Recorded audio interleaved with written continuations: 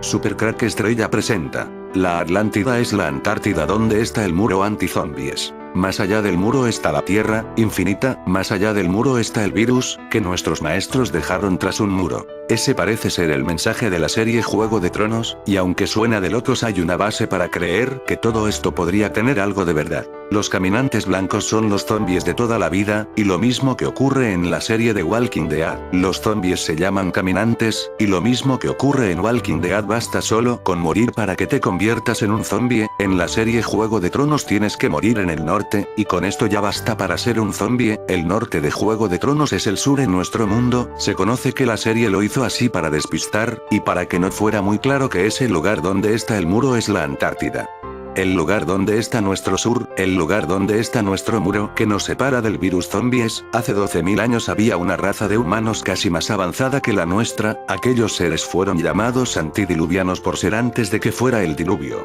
Me estoy refiriendo a la Atlántida, que cada vez queda más claro que es nuestra Antártida, y de esto hay un estudio que lo demuestra, pero de eso hablaremos más adelante. Así que hace 12.000 años los atlantes vivían en una tierra infinita, así como suena la tierra era infinita, no había límites en la tierra, el mundo estaba controlado por reinos, los atlantes dominaban 7 reinos, hoy en día llamados continentes.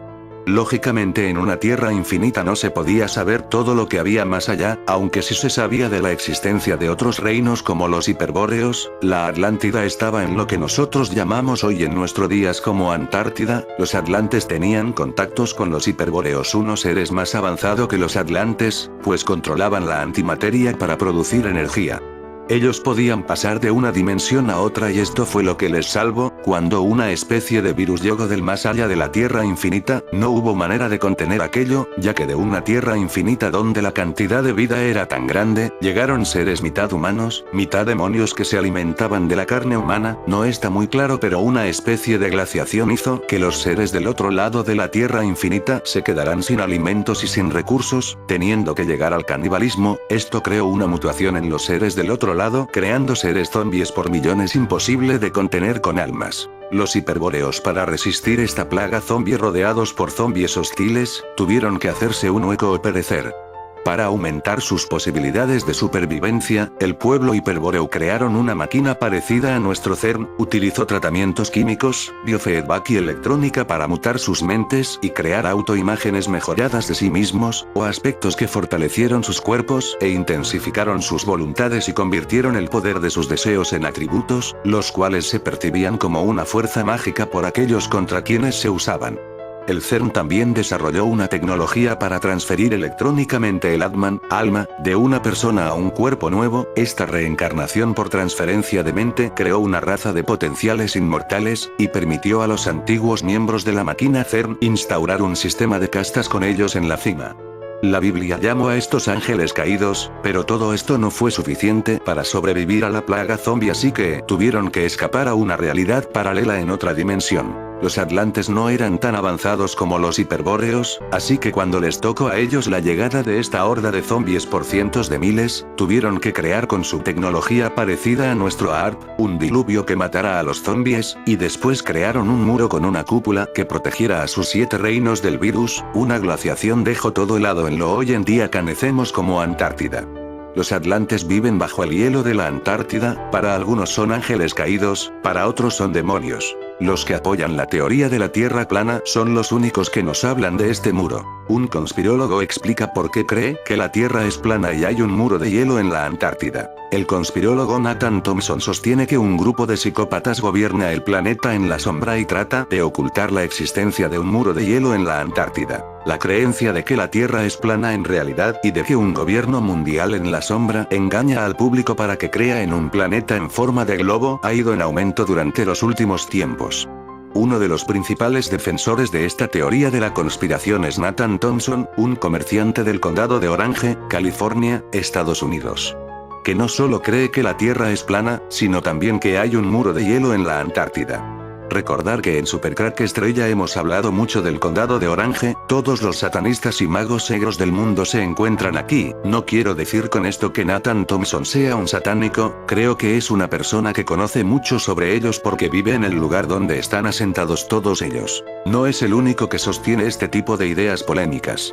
El grupo de Facebook oficial Flat Earth Globe Discussion, creado por Thomson en junio de 2016, ya cuenta con más de 37.000 personas que apoyan su teoría sobre nuestro planeta. Hay un muro de hielo en la Antártida que han guardado en secreto desde 1961, afirma el hombre, que nunca ha estado en Antártida, pero ha oído que varias personas han sido encañonadas por intentar investigar el muro del hielo de manera independiente, recoge sus palabras el diario The Sun. Además, Thomson señala que reza cada día para que no me torturen. Realmente creo que estoy en el punto de mira, asegura el hombre, que agrega que no sabe si es la CIA, el FBI, o quien quiera que proteja a estas personas que gobiernan el mundo. Nathan tacha a estas personas de psicópatas. No tratamos con gente normal, afirma, realmente no hay ninguna razón lógica para mentir a todo el mundo y decir que el mundo es plano, aparte de dominar el planeta, robar dinero y confundir a la gente, ese es su plan, explica el hombre la razón por la que los países no reconocen que la Tierra es plana. Por su parte, Spencer Marks, investigador del Grupo de Investigación Independiente, una organización científica escéptica basada en fundamentos científicos, se reunió con Nathan y otros partidarios de la teoría de la Tierra plana. Yo creería en una Tierra plana en un santiamén si hubiera alguna evidencia real para apoyar que ese es el modelo de funcionamiento de la Tierra y del sistema solar, sostiene el investigador independiente. Creo que los Flat Earthers, término que alude a aquellos que creen que la Tierra es plana, se aferran a sus creencias porque esto les hace sentir que tienen un conocimiento especial del que otras personas no son conscientes, opina Marx. La Atlántida podría encontrarse bajo el hielo de la Antártida. El continente helado podría esconder la mítica ciudad perdida a más de 1 kilómetro bajo su superficie, según una hipótesis basada en un mapa medieval otomano. De acuerdo con una hipótesis científica, la Antártida pudo haber albergado asentamientos humanos en épocas prehistóricas. Varios investigadores mencionan que en el lugar se podría encontrar la mítica ciudad perdida de la Atlántida, según reporta Daily Star. Esta hipótesis, propuesta en 1958 por el historiador Charles Al Gore, se conoce como deslizamiento polar. Según ella, unos movimientos de la corteza terrestre provocaron que grandes áreas del continente de la Antártida estuvieran libres de hielo hace 12.000 años. La primera fuente histórica que parece probar tal fenómeno es el mapa de Piri Reis, descubierto en Turquía en 1930. Este documento data del año 1513, cientos de años antes del descubrimiento oficial del continente, y muestra aparentemente la costa antártica sin el recubrimiento de nieve que tiene en la actualidad. Esto indica que esta costa fue explorada antes de ser cubierta por el hielo, que ahora tiene alrededor de 1 milla 1,6 kilómetros de espesor, dijo el teniente Harold Olmeyer de la Fuerza Aérea de Estados Unidos, en una carta que envió en 1960 al profesor Al Gore, en la que le afirmaba que su teoría era correcta. Ahora, teóricos de la conspiración no solo afirman que la hipótesis Abbott sea cierta, sino también que la mítica ciudad de la Atlántida se encuentra en el continente helado. En 2013, Google Earth mostró imágenes de unas estructuras similares a pirámides sobresaliendo del hielo, que en su momento confundió a los científicos porque parecían ser construcciones artificiales. Incluso decían que Adolf Hitler sabía de esta civilización bajo el hielo, y construyó supuestamente una base secreta sobre sus ruinas, según una antigua teoría conspirativa que volvió a circular luego que se encontrara un puesto de observación nazi en el Ártico ruso el pasado mes de octubre. La Atlántida fue mencionada por primera vez en uno de los diálogos escritos por Platón en torno al 360 a.C. En ellos se describe una ciudad fundada alrededor de 9000 años antes de su tiempo por unos seres que eran mitad humanos, mitad dioses. De haber existido en la realidad, las fechas coinciden con la hipótesis del profesor Al Gore. De acuerdo con una hipótesis científica, la Antártica podría haber albergado asentamientos humanos en épocas prehistóricas. De hecho, varios investigadores mencionan la hipótesis de que en el continente helado podría encontrarse la civilización que Platón lanzó a la fama. Esta hipótesis, propuesta por el historiador y profesor universitario, el estadounidense Charles Hutchins Algod en 1958, es conocida como deslizamiento polar. De acuerdo a la misma, unos movimientos de la corteza terrestre provocaron que grandes áreas de la Antártica estuvieran libres de hielo hace 12.000 años. La primera fuente histórica que parece probar este fenómeno es el mapa de Piri Reis, un fragmento de mapa elaborado por el almirante y cartógrafo otomano Piri Reis en 1513, descubierto en Turquía en el año 1930. Este documento data del año 1513, cientos de años antes del descubrimiento oficial del continente blanco, y muestra aparentemente la costa antártica sin el recubrimiento de nieve que ostenta en la actualidad. Esto indica que esta costa fue explorada antes de ser cubierta por el hielo, que ahora tiene alrededor de 1 milla, 1,6 kilómetros, de espesor, dijo el teniente Harold Olmeyer de la Fuerza Aérea de Estados Unidos en una carta que envió en 1960 al profesor Abuor, en la que afirmaba que su teoría le parecía la correcta, tras haber trabajado él en el Polo Sur. De inmediato saltaron aquellos teóricos de que todo es una conspiración y que no solo afirman que la hipótesis Abbott es cierta, sino que además la mítica ciudad de la Atlántida se encuentra en la Antártida, aunque Platón la situó muy lejos de allí. La Biblia y la Atlántida. ¿Mito o realidad? Millones de personas en todo el mundo y en todas las edades, desde filósofos, sabios, científicos y personas común y corrientes, apasionadas por los grandes enigmas de la humanidad se han hecho esta pregunta, cuyo origen se remonta a la narración que hizo el filósofo ateniense Platón y que pone en boca de Critías, uno de sus interlocutores en sus famosos diálogos. El relato, desgraciadamente, está inconcluso, aparece en 2 obras, Timeo es la primera y en ella se describe una civilización antiquísima de origen divino situada más allá de las columnas de Hércules, es decir, en el estrecho de Gibraltar. Según el escrito, la isla donde estaba el poder central de los atlantes era mayor que Libia y el Asia reunidas. Según el relato, el origen de esta civilización es de la unión del dios Neptuno con una mortal hipótesis a tener muy en cuenta cuando analicemos lo que la Biblia dice. Esta civilización vivió una época dorada muy apegada a la verdad, generosidad, moderación en su modo de vida y muy sabios en todo tipo de ciencias. Algunos han identificado a los atlantes como una generación surgida después de Mu, la civilización de la Madre Tierra. Esta viva paradisíaca, según el relato, llegó a su fin cuando los atlantes se corrompieron y Júpiter, después de haber reunido a los otros dioses, les dijo, y hasta aquí llega el relato de Platón, lo que les dijo Júpiter no debe de haber sido agradable, pues la hecatombe que cayó sobre los atlantes los sepultó bajo el mar. Actualmente no existe una evidencia científica sobre la existencia real de la Atlántida, sino hipótesis reunidas por aquí y por allá, siendo muy lento su análisis y posterior confirmación. Hay indicios de que hubo una generación ubicada, según algunos, en el 10.000 a.C. Y que fue la generación de un pueblo de gigantes, tanto en lo físico como en poder y sabiduría, que guiaron un culto de alcance universal basado en la construcción piramidal y dedicado al dios Sol, el Ra de los egipcios, en los solsticios de verano. Esta forma de edificación piramidal está representada en todo el mundo, incluso, según análisis de expertos que estudiaron las fotografías enviadas desde Marte, aparecen en un lugar tan lejano a la Tierra para aquella época que da la impresión, por su estructura y forma, que alguien la plasmó en el valle de Sidonia al norte del planeta rojo, asociándolas a esa civilización increíble que nosotros llamamos los atlantes. Tablillas sumerias describen la interacción entre seres extraterrestres unidos a seres humanos, a quienes les traspasaron gran poder y conocimiento sobre todas las ciencias. La ubicación exacta de la ciudad de la Atlántida es objeto de distintas posiciones, desde el norte de África, cerca de España en Tenerife, hasta quienes la ubican en la Antártida, continente antes cálido y con un medio ambiente casi tropical. Pero cada vez queda más claro que era la Antártida.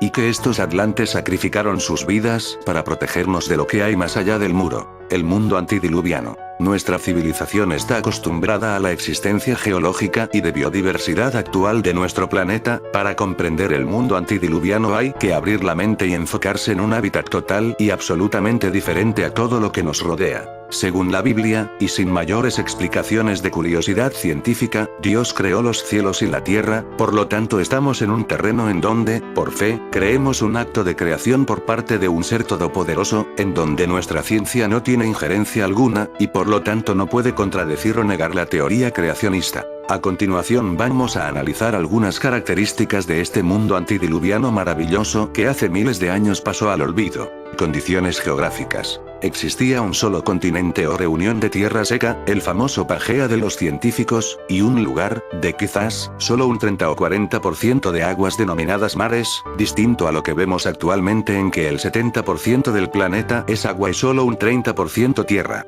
Las montañas eran de forma distinta a las actuales, es decir, posiblemente no alcanzaban los 1000 o 1500 metros de altura como mucho, pues eran lugares de suaves pendientes y completamente habitables y cultivables. Es por ello que que cuando se habla de que el diluvio arrasó con las montañas más altas no está hablando de la cordillera de los Himalayas o de los Andes, los cuales alcanzan de los 5000 hasta los 9000 y tantos metros, en otras palabras, las grandes cadenas montañosas inhabitables e inaccesibles como las actuales no existieron en el mundo antiguo. Hidrografía. En esos tiempos, según el capítulo 1, 6, 7 de Génesis, la distribución que Dios hizo de las aguas era así. Había agua bajo la superficie de la tierra, sobre la superficie estaban los mares en un solo lugar, luego en la atmósfera existía una enorme cantidad de agua en forma de vapor transparente. ¿Cómo sabemos esto?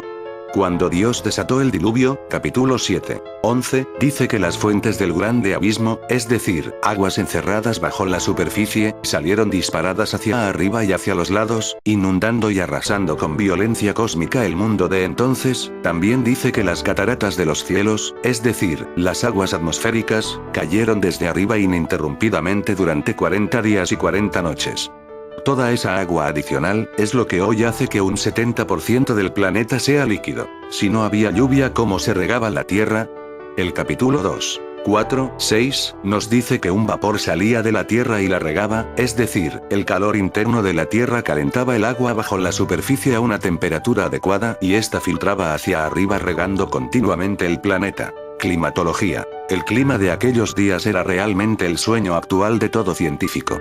La temperatura era la de un invernadero perfecto, es decir, con unos 25 o 28 Celsius permanente, con una irrigación igual, lo que permitía un crecimiento continuo y con varias cosechas al año, tanto de semillas como de frutos, es decir, había alimento disponible para el reino animal, sin que estos tuviesen que realizar las tremendas migraciones como las que se ven en África y en otros lugares del mundo. Este era realmente un vergel, con sobreabundancia de comida para todos. La coraza atmosférica. Aparte de la capa térmica que protegía a la Tierra para impedir que, por ejemplo, meteoros llegaran a la superficie, el dosel de aguas en forma de vapor transparente impedía la filtración de rayos letales tales como los cósmicos, ultravioleta, neutrones, etc., que son los que destruyen genes y células causando enfermedades, envejecimiento en toda forma de vida. Esa es, aparte de la sentencia divina por el pecado o como consecuencia de este, y el por qué los antidiluvianos alcanzaron edades de casi 1000 años. Y lo más importante finalmente, una alimentación 100% sana y aprovechable, en todos los beneficios de proteínas, vitaminas y minerales, lo que dio por resultado una vida en su desarrollo máximo tanto en lo físico, gigantismo, como en lo intelectual. Nuestra generación actual en comparación con aquella, es físicamente enferma, pequeña y mentalmente atrofiada, a excepción de algunos individuos catalogados de genios, Einstein, Newton, etc., o deportistas de élite.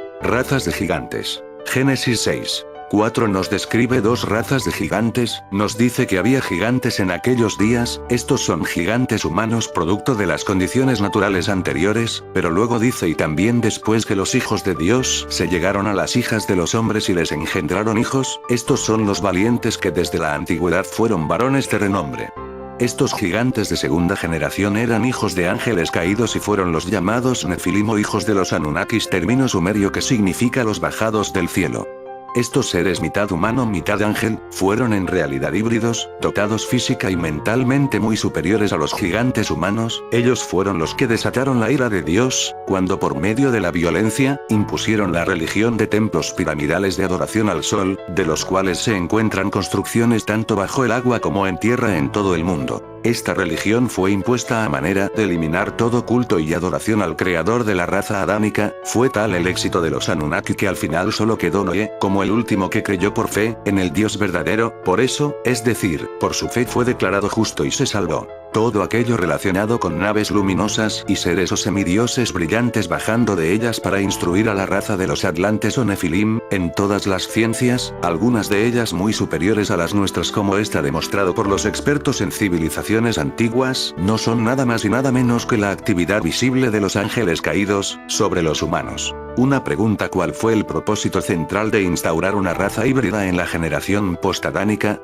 Satanás sabía de la sentencia que Dios pronunció en el huerto de Edén referente a una simiente, el futuro Hijo de Dios, Jesucristo, que le destrozaría la cabeza, es decir, terminaría con su imperio. Entonces había que corromper la raza humana lo más rápido posible. Para ello el obrar de los Nefilim era hacer que la generación humana se corrompiera física y espiritualmente para que el Hijo de Dios no pudiese nacer. La única solución por parte de Dios fue el diluvio universal y, a partir de Noé, generar una nueva raza para cumplir el propósito de la redención miles de años después. Esta es la explicación bíblica a la real existencia de la Atlántida. Sin embargo, no existen, como ya dije, comprobaciones científicas bien documentadas sobre este continente. En cambio, en lo referente a un continente que existió en el Océano Pacífico llamado Lemuria o, que es lo mismo, el continente perdido de Mu, si las hay, el angloamericano James Chukward, un especialista en continentes antidiluvianos, ha expuesto argumentos contundentes que estas razas de gigantes fueron contemporáneas de los supuestos atlantes, y para ello expone pruebas concluyentes. Lo que une a estas generaciones de gigantes es que tanto los lemurianos y los atlantes fueron destruidos en un cataclismo universal, quedando solo los restos de una civilización increíblemente adelantada pero perversa. El libro de Judas en el Nuevo Testamento da una luz brillante sobre el tema que cubre cientos de libros. En él se nos describe que estos semidioses llamados ángeles fueron puestos en prisiones de oscuridad por no haber guardado su dignidad, su alta investidura como hijos de Dios. Estos son los ángeles caídos que interactuaron en el mundo antidiluviano engendrando gigantes híbridos. Después del diluvio trataron de hacer lo mismo, y de ahí vemos que la Biblia relata la aparición de gigantes como Goliat y los hijos de Anac, pero Dios en esta ocasión se vio obligado a encerrar a estos ángeles y los gigantes fueron exterminados por la nación de Israel. Libro de Josué. En fin, amigos de Supercrack Estrella, si el video te gustó, pulgar arriba.